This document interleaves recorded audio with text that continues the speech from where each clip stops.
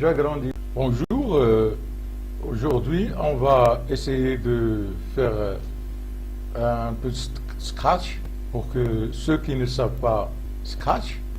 Scratch est un logiciel de programmation. Scratch il est destiné aux jeunes, c'est-à-dire d'âge 8 ans et plus. Donc Scratch, il est facile, il est ludique. On peut utiliser des blocs de commandes pour programmer des jeux, des scènes ou même des jeux interactifs. Bon, nous avons ici le logo de Scratch et on a ici le menu classique, et on voit ici un globe. Le globe ici, ça sert quand on clique, bouton droit, ça sert de donner un menu de langue. Donc on a des langues, on choisit le français ici, on a plusieurs différentes langues, choisit le français pour avoir les commandes ici en français. Donc les commandes en français. Et puis nous avons le menu fichier avec lequel nous avons classique, nouveau, ouvrir, sauvegarder, etc. Enregistrer sous, etc. Et puis le menu édition, le menu conseil, qui donne des conseils dans cette panneau latéral. Conseils, c'est-à-dire des exemples de petits programmes qui démontrent quelques commandes. Et puis à propos il nous envoie vers l'internet. Donc il nous envoie vers télécharger le Scratch, l'interface, le site de Scratch, le site éducatif de Scratch. Et là on peut trouver pas mal de choses. Donc là nous avons un menu nous avons la commande dupliquer. On peut dupliquer un lutin. Lutin, c'est le personnage qu'on va utiliser dans la scène, dans notre jeu ou notre programme. On l'appelle lutin. Et puis on peut couper un lutin, c'est-à-dire le supprimer. Supprimer le lutin, par exemple celui-là, on peut le supprimer. Donc si on a dupliqué deux ou trois lutins, on peut le supprimer aussi par bouton droit. Supprimer, bouton droit, par ici ou par là, bouton droit, supprimer. Ou bien le dupliquer. On a deux lutins, donc en même temps, donc on peut supprimer le lutin. On peut agrandir la taille d'un lutin, on peut réduire la taille d'un lutin, etc. Et là, nous avons la barre ici, nous avons trois onglets. L'onglet script, l'onglet costume et l'onglet son. L'onglet script, c'est là où ça se passe, là où on fait le programme. C'est dans cette partie-là, cette zone-là, qu'on va élaborer notre script, qu'on va faire notre programme. Nous avons les commandes ici par bloc. Donc le bloc de commandes mouvement, tout ce qui concerne les mouvements, qui est projet de mouvement, là ici. Bloc apparence, tout ce qui est les commandes qui concernent l'apparence. Donc nous avons des blocs de commandes. Donc on n'a pas besoin d'écrire une commande comme en Basic ou en Pascal ou en C++. On a ici que de prendre la commande en bloc, comme du puzzle, et la mettre une à côté de l'autre. Donc on voit le trait blanc, la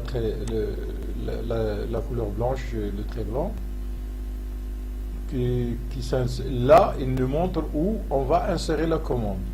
Donc la commande il s'insère à l'endroit où nous avons le trait blanc, et puis il s'insère et on a une commande qui s'emboîte dans une autre commande avec cet onglet-là, cette languette. Et puis nous avons des commandes apparence, stylo, etc., événements, contrôle. Donc on a des blocs de commandes Et en général, c'est 140, les alentours de 140 commandes en tout. Donc, pour enlever une commande, on peut l'enlever, l'ajouter ici, quelque part ici, pour la supprimer. Donc, ou bien on peut supprimer aussi la commande comme ça. Bouton droit et supprimer, comme on peut dupliquer. Donc, ici, c'est la zone de scripts, on a dit. Ici, c'est la zone de scène. C'est là où ça se passe. Ça se passe, notre programme. Ça s'exécute ici. Et la scène, on peut la changer. On peut choisir une autre scène, par exemple. Par exemple, si on choisit, nous avons des scènes qu'on peut choisir dans une bibliothèque de Scratch. On peut créer une scène, on peut la dessiner avec nos propres... avec le stylo et le logiciel intégré de dessin intégré dans Scratch. On peut importer une scène, une image qui se trouve dans notre dossier. On peut prendre une scène par la webcam, par exemple. Bon, on va maintenant tout simplement choisir une scène comme ça. On voit bien que nous avons tout, et nous avons des catégories en dehors, à l'intérieur, autres, etc. Et donc des catégories, on peut choisir ici cette scène-là, et voilà, OK, et nous avons la scène ici, la scène qu'on a choisie ici, donc cette scène-là, on peut la supprimer avec le bouton ici, nous avons la scène ici. Et puis je reviens à notre lutin, je clique sur lutin là, et là, le lutin, je suis dans le costume, je vois qu'il a deux costumes. Donc il a le costume 1 et le costume 2, donc il change d'apparence. Le même lutin, il a deux costumes. On peut avoir un même lutin qui a plusieurs costumes. Donc on peut aussi, comme nous avons pour choisir une scène, on peut choisir aussi un lutin.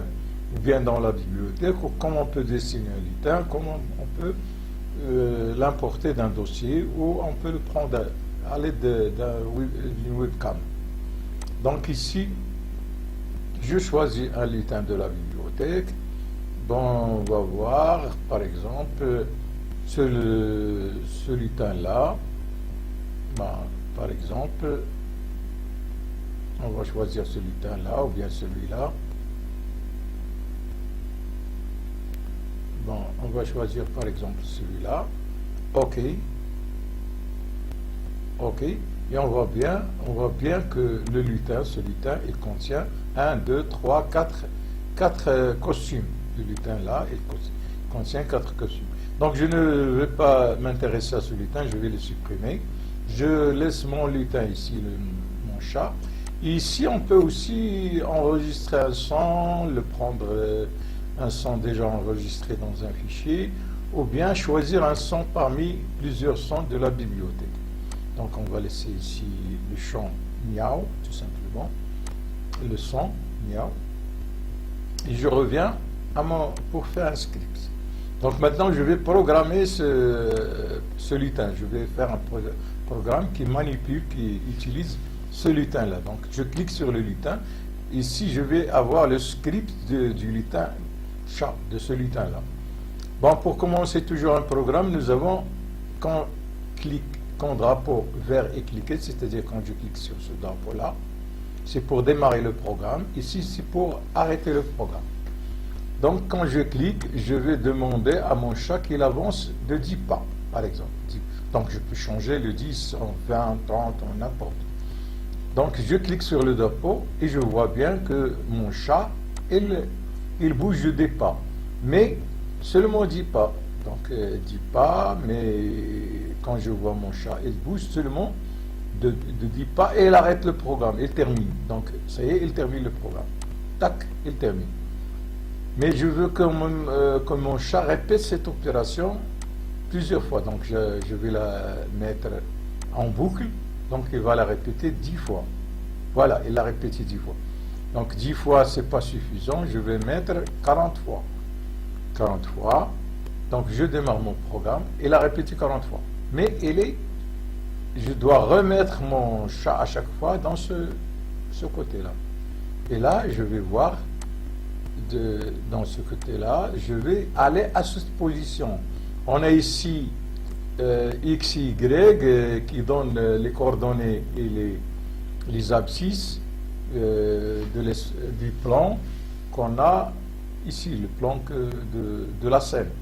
Donc on peut voir que X il varie de moins. On peut lire ici les coordonnées, qui varient de moins 240 à plus 240, et Y qui varie de moins 180 à 180. Et dans cette position, c'est 190, 100 par exemple. Donc 190, 100, c'est à peu près cette position. Donc je vais mettre mon lutin à 190, à moins 190 et à moins 100. À moins 100. Donc c'est cette position. J'ai mon 190 moins 100. Je vais voir, je démarre et voilà. Je reprends, je démarre et voilà. Bon, maintenant je vais réduire la taille de mon lutin. Je vais réduire la taille de l'apparence. Donc la taille, mettre à 50% ou 60%, la taille du lutin. Donc voilà. Et j'ai réduit la taille à 60%. À 60% de la taille initiale. Maintenant, qu'est-ce que je vais faire? Le chat doit aller doucement. Donc il va trop vite. Donc je vais diminuer la vitesse en insérant une attente. Il va attendre 0,2 secondes, par exemple. Il va attendre 0,2 secondes. Voilà, il bouge, mais je vois qu'il ne marche pas. Donc pour qu'il marche, je vais mettre mon lutin, il doit changer de costume. Donc à chaque fois où il passe, donc il passe au costume suivant. Donc au costume suivant, et je vais voir. Donc on voit bien qu'il fait semblant de marquer. Donc c'est bien. Donc il s'arrête quand il termine 40 fois. Bon, et là je vais lui demander de donner un son, de jouer le son. De jouer le son avant de commencer, de jouer le son miaou. Et quand il termine, il va jouer le son miaou. Voilà. Et quand il termine, il va jouer le son miaou. Voilà. Maintenant, je veux qu'il retourne. Il retourne et il refait le même. Donc je vais recopier. Mais là, il ne va pas retourner. Donc il doit retourner d'abord quand il... Là qu'il doit retourner à 90 degrés. Donc il doit retourner. D'abord, il doit s'orienter pour s'orienter. Il s'orienter à 90 pour qu'il va s'orienter. Une fois qu'il